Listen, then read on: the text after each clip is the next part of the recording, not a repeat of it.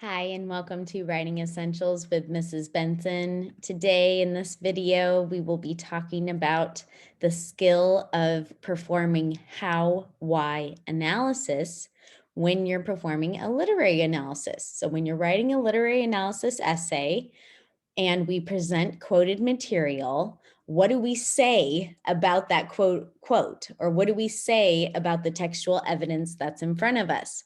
Well, we want to perform what's called how why analysis.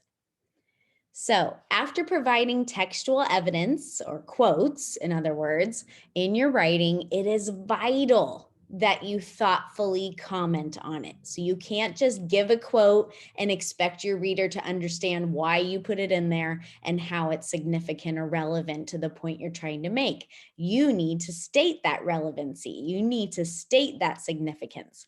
So, in order to guide that process in your commentary, I would ask you to consider the questions: how does this piece of evidence answer the prompt? And why is this piece of evidence significant? So, how and why provide for much more interesting and dynamic commentary than just living in the land of what and stating what happened in the text.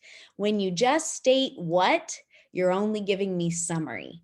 When you state how and why, you're giving me analysis. And analysis is what your teacher wants. Analysis is what is more interesting and powerful and insightful and truly unique to your opinion, your interpretation, and your thoughts on the text itself. So there is a real difference between summary and analysis. Anyone can summarize. That's sort of a low level skill of saying what happened, but not everyone can provide thoughtful analysis. That's really more challenging and requires higher order thinking, and it allows for a more thoughtful and deeper connection. So we really want to aim for analysis, and I know you can do it. And if you're always considering how and why, that will push you in the right direction. So that's sort of the first step, is just having those question words in mind. And I want to show you a difference between the idea of summary and analysis. Okay, so here's an example of plot summary. When you're just providing summary, it tells what happened in the story, in the poem, in the play, whatever you're analyzing. So here's an example about the short story, The Necklace. In The Necklace, Madame Loisel loses what she believes to be an expensive diamond necklace, and she spends 10 years paying for it. She then finds out it is fake. So that's just summary. It doesn't say anything as to why that's an important message or story, or why that's interesting, or what message it sends. It just gives me the plot. Okay. Now, analysis breaks apart the idea of the structure of a text and talks about the various parts. It looks at and guesses at the author's purpose, and it also gives evidence to support inferences and conclusions. So it's much, much, much more interesting and dynamic. Here's an example. In Charles, the irony of Laurie's mother judging the mother of a naughty classmate who turns out to be who turns out to actually be Laurie, highlights the importance of remembering that children may have a hard time adjusting to new situations. So here we have a lot of literary analysis language. We have the identification of something being ironic, the opposite of what we would expect. We have the identification of theme, sort of the message that's sent because of this plot element. There is a slight nod to summary, right? We get a piece of actual plot. Laurie's mother judging, right? Another classmate's mother, right? So there is a bit of summary, but then overwhelmingly, there's more analysis. This idea of stating it as being ironic and pointing to the thematic significance of it, that would be in the realm of analysis, and that's what we want to aim for. So I would recommend, here are my tips, that you aim for 2 to 3 times the amount of analysis in comparison to the amount of evidence you provide. So for example, if you utilize one sentence to provide context in a piece of embedded quoted material, one sentence, then I would aim for at least 2 to 3 sentences analyzing the significance of that evidence. See how you need more analysis than summary. The analysis should overshadow the context and evidence, the plot, the what. We want a lot more how and why. Now, this is a big one.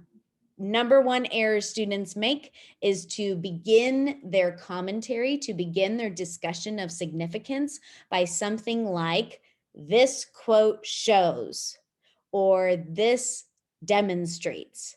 We want to entirely avoid those wording choices. Instead, say that in your mind. This quote shows, and then get right to it.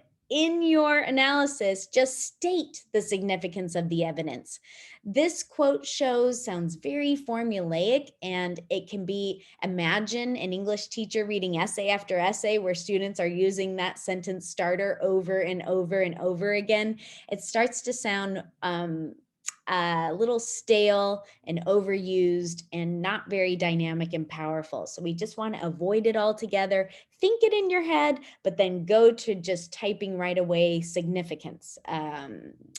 Always point toward the thesis. Okay, so sometimes it's cool to figure out, ooh, this is ironic, or ooh, this is a metaphor, or wow, there's parallelism here.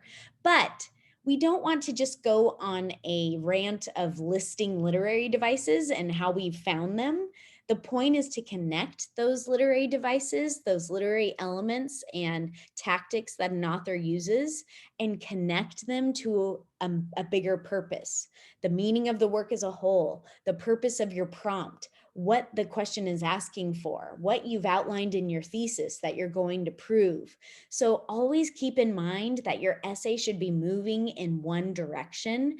And so whatever evidence I bring forward and whatever analysis I present should be on that same path, should be proving that same point, not just, ooh, I found a metaphor, ooh, I found imagery, and not really connecting the significance of the metaphor to your thesis, the significance of the imagery to your thesis. So that kind of ties to number 4 easily. We want to hear words like imagery, conflict, metaphor, irony. Those are great for literary analysis, but let's just make sure they're used when they're applicable to your main point. Okay, we have to be able to connect the use of that literary element to the purpose of your essay.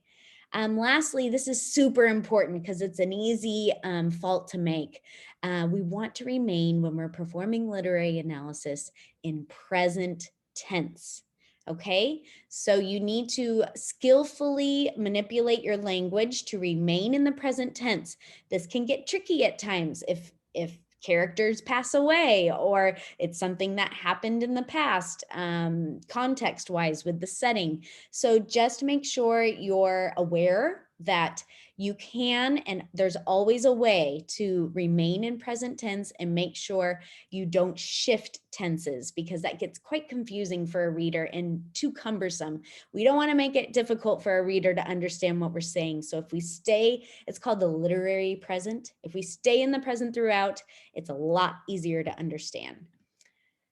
That's all. So I hope you have a great time performing your literary analysis. And really, at the end of the day, keep in mind how and why. When you ask yourself those questions for each piece of evidence, how is this significant? Why is it relevant to the point I'm making in my essay? That will drive more dynamic and interesting analysis and get you away from the world of summary. Take care, and I'll see you next time.